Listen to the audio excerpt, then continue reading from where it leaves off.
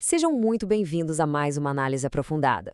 Hoje a gente vai mergulhar de cabeça numa investigação fascinante. A gente vai ver de perto aquela velha história, a enorme lacuna que existe entre o que as pesquisas científicas mais recentes indicam e o que realmente acontece ali, no dia a dia da clínica, mais especificamente na reabilitação das mãos. Acompanhar como a teoria tenta sobreviver à realidade do sistema de saúde é algo imperdível. Olha só esse número para começar a dar o tom da nossa conversa. 15%. É isso mesmo, a osteoartrite afeta 15% de toda a população adulta do planeta. É fundamental a gente entender o tamanho desse problema logo de cara, porque não é pouca coisa. É um problema músculo-esquelético crônico e absurdamente comum.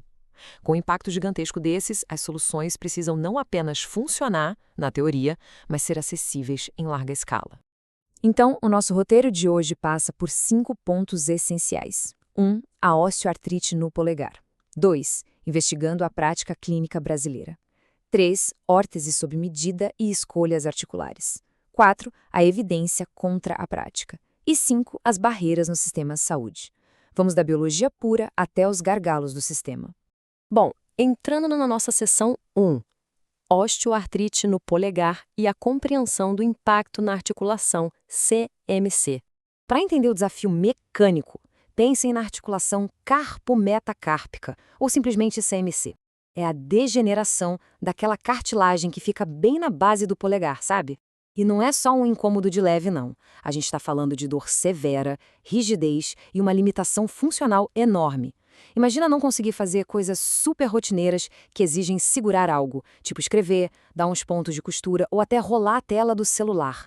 E é aí que entra a primeira linha de combate. Consensos internacionais são bem claros em colocar as órteses como o tratamento conservador principal e mais importante.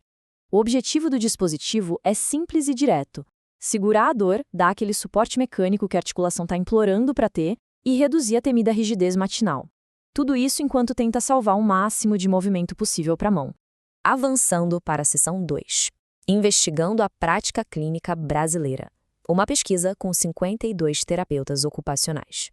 O nosso material base hoje traz os resultados de um estudo exploratório transversal sensacional, feito com 52 terapeutas ocupacionais de todo o Brasil. Essa galera trabalha direto no tratamento de pacientes reumáticos. Eles avaliaram exatamente quais designs de órtese estão sendo usados na vida real e quais são os perrengues, ou melhor, as barreiras para usar esses dispositivos.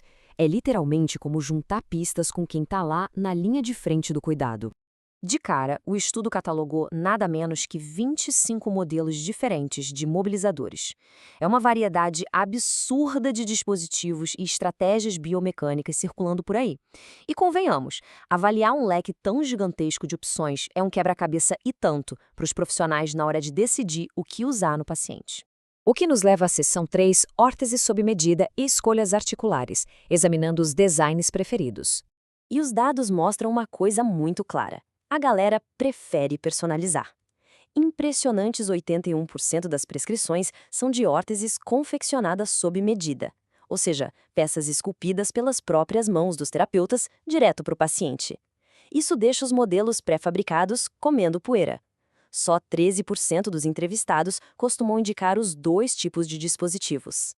E do que são feitas essas órteses? Bom, 83% usam termoplásticos de baixa temperatura. É um material incrível que permite uma moldagem super estruturada e rígida para o paciente. Mas olha a pegadinha para o cenário geral. Apesar de ser ótimo na clínica, é um material de custo bem elevado e quase sempre importado. Já o neoprene, que é aquele material super flexível e conhecido, fica lá embaixo, usado por apenas 23%.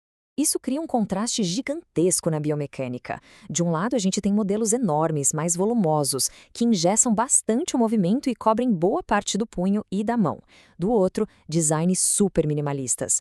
A escolha entre travar a articulação e deixar a mão mais livre muda completamente a vida e a capacidade funcional de quem está usando o aparelho. Só que a restrição ganha de lavada na prática. 83,7% dos terapeutas preferem os modelos que imobilizam múltiplas articulações. Eles travam não só a base do polegar, mas as articulações ao redor. Já os modelos mais curtos, que são aqueles que deixam o punho respirar e se mover, foram a escolha de só 46,9% do pessoal. Então vamos para a seção 4, evidência versus prática clínica. A tensão entre a pesquisa e a realidade. É aqui que o bicho pega. Existe um choque enorme hoje. A ciência mais recente, os artigos que estão saindo do forno, dizem o seguinte: utilizem órteses mais curtas e materiais flexíveis, tipo neoprênio. O motivo é que elas limitam menos a movimentação da pessoa no dia a dia. Mas, na vida real, na prática clínica do Brasil, como a gente acabou de ver, o cenário pende quase totalmente para órteses rígidas, sob medida, longas e que envolvem múltiplas articulações. Então fica a grande pergunta: o que trava, com perdão do trocadilho, o que impede a adoção dessas práticas mais novas?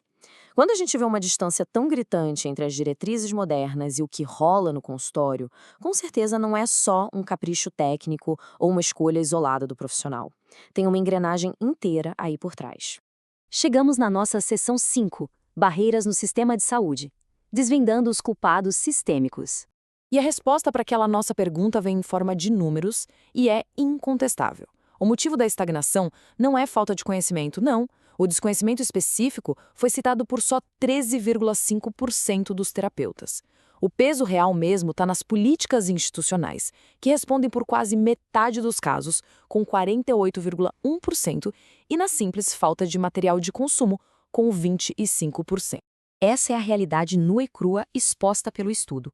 A diferença no tipo de tratamento esbarra na infraestrutura básica. A organização da rede pública de saúde sofre com problemas enormes. O sistema de encaminhamento de pacientes tem falhas, o volume de atendimentos nos centros especializados é uma loucura de tão alto, e os termoplásticos de baixa temperatura, que são essenciais para o modelo de cuidado preferido, sofrem com alto custo e dificuldades de importação. A coisa toda vira um gargalo gigante, que acaba impedindo um acompanhamento ideal do paciente. No fim das contas, para entender a ponte que separa a ciência da realidade, a gente precisa olhar não só para a mão do terapeuta que molda o aparelho, mas para toda a gestão que possibilita o tratamento. O artigo fecha com um recado certeiro e eu faço questão de ler. A avaliação e reflexão sobre a necessidade de ajustes à atenção prestada a esta população deve ser enfatizada por profissionais, gestores de saúde e instituições de formação. É um verdadeiro chamado para a ação. O que deixa a gente com uma pulga atrás da orelha: como a inovação na saúde vai prosperar se as bases estruturais não acompanham a ciência? Fica a reflexão. Muito obrigada a quem nos acompanhou em mais essa análise detalhada. Até a próxima!